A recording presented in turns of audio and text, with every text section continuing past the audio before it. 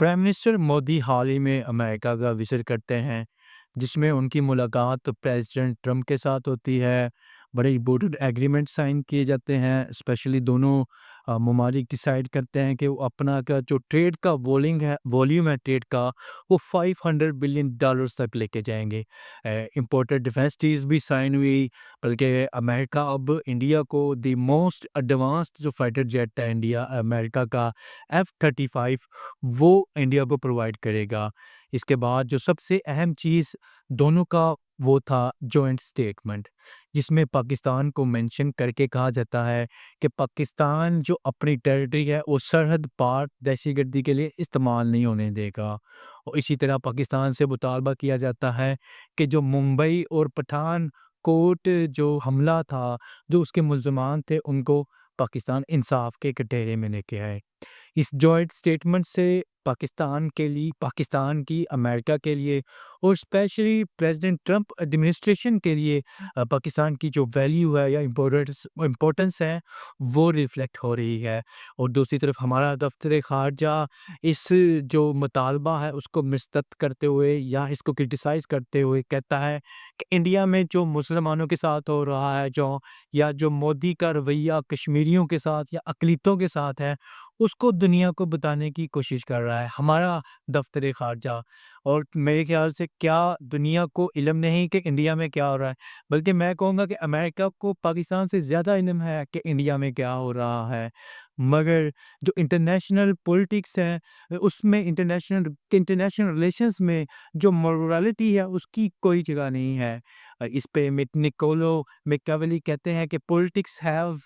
Know relation with morality, کہ morality کا politics کے ساتھ یا انٹرنیشنل ریلیشنز کے ساتھ کوئی تعلق نہیں ہے، بلکہ who has the power he is always right and similarly the weaker is always wrong in international politics۔ Pakistan کو اس انڈرسٹینڈنگ کو سمجھنا پڑے گا۔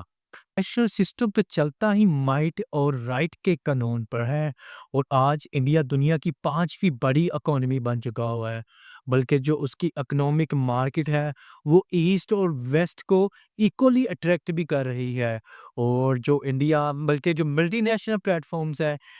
G20 جیسے، برکس جیسا جو پلیٹ فارمز ہے ملٹی نیشنل، میں انڈیا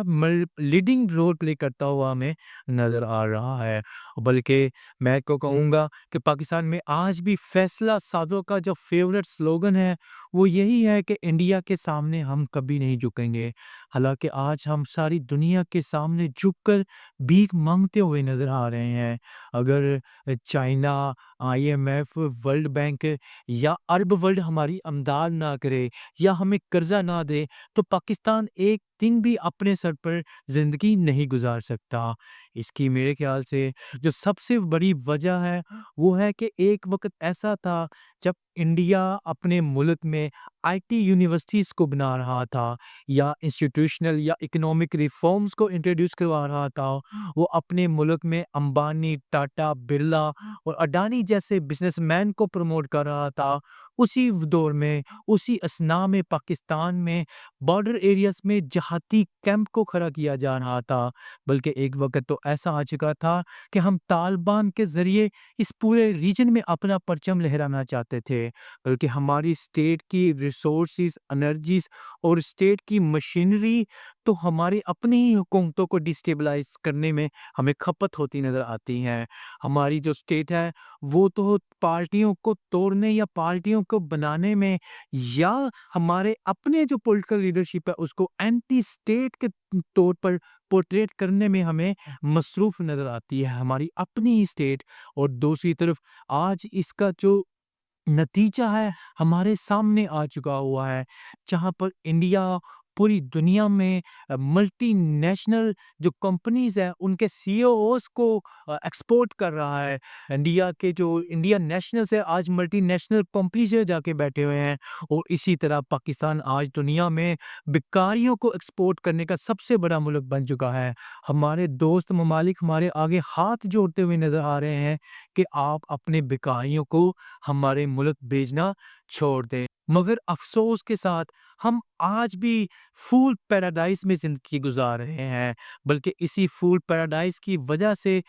فیمس ہسٹورین عائشہ جلال پاکستان کو پیرانودستان ڈکلیئر کرتی ہے۔ پیرانودستان ایک ایسی اسٹیٹ ہے جہاں پر جو اس کے فیصلہ ساز ہے یا جو اس کی پبلک ہے، وہ مسلسل اس خوف میں مبتلا ہے کہ ہمارے پاس اتنے قیمتی ذخائر ہیں، ہمارے پاس ایٹم بم ہے، ہمارے پاس سی پیک ہے، جس کی وجہ سے ساری دنیا ہم سے جیلس ہو رہی ہے، جس کی وجہ سے جو انٹرنیشنل اسٹیبلشمنٹ ہے، امریکہ، اسرائیل یا جو انڈیا ہے، وہ ہمارے ریسورسز ہم سے چھیننا چاہتا ہے یا پاکستان کو ختم کرنا چاہتا ہے یا پاکستان کو تباہ کرنا چاہتا ہے۔ ہم اس اوور ایگزیجریٹڈ فیئر میں مبتلا ہو چکے ہیں، عائشہ جلال کا کہنا ہے۔ حالانکہ پاکستان کے جتنے بھی پرابلمز ہیں وہ ہمارے خود کے پیدا کرتا ہے۔ حالانکہ جتنے بھی ہم اپنا سیکیورٹی سچویشن دیکھ لیں آج، اس کے پیچھے ہمارے اپنی غلط ناقص پالیسیاں ہمیں نظر آتی ہیں۔ اگر ہم بلوچستان کو صحیح سے ڈیل کرتے،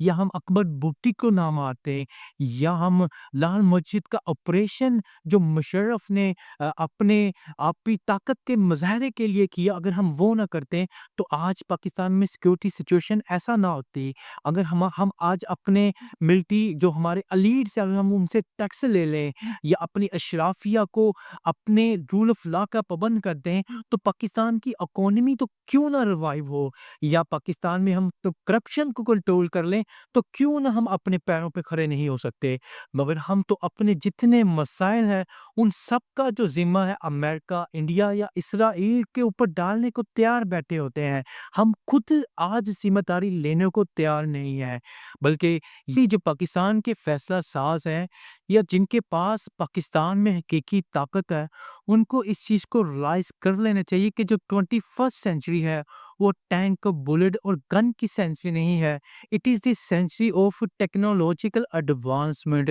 artificial intelligence, multi national company, internet کی اور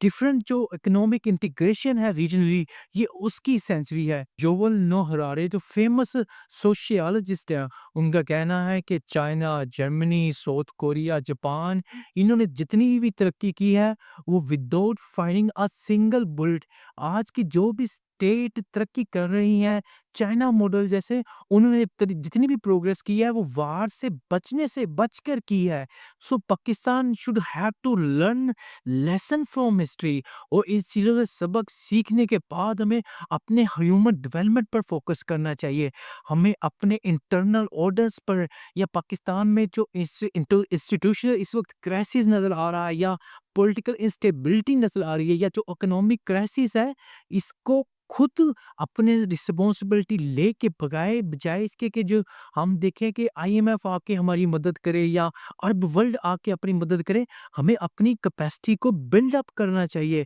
ہمیں سیلف سفیشینٹ ہونا چاہیے، ہمیں اپنی ریفارمز، اپنے انٹرنل ریفارمز لے کے آنے چاہیے، اپنے جو انسٹیٹیوشنل پاور کا بیلنس ہے اس کو میٹر رکھنا چاہیے۔ آج کا لیسن یہی ہے کہ اگر پاکستان واقعی اپنے مسائل حل کرنا چاہتا ہے، یا پاکستان کے فیصلہ سازوں کو واقعی احساس ہے کہ ہم نے پاکستان کی مشکلات کو آسان کرنا ہے، تو سب سے پہلے پاکستان کو اپنا ہاؤس آرڈر کرنا پڑے گا۔ سب سے پہلے پاکستان کو انسٹیٹیوشنل جو بیلنس ہے، جو انسٹیٹیوشنل پاور کا بیلنس ہے، اس کو مینٹین کرنا پڑے گا۔ پھر ہی ہم آگے بڑھ سکیں گے، پھر ہی ہم پروگریس کر سکیں گے۔ اس وقت کے لیے مجھے اجازت دیں، میرے ساتھ جڑے رہیے گا اور میرے چینل کو سبسکرائب کرنا اور بیل آئکن دبانا نہ بھولیے گا۔ شکریہ۔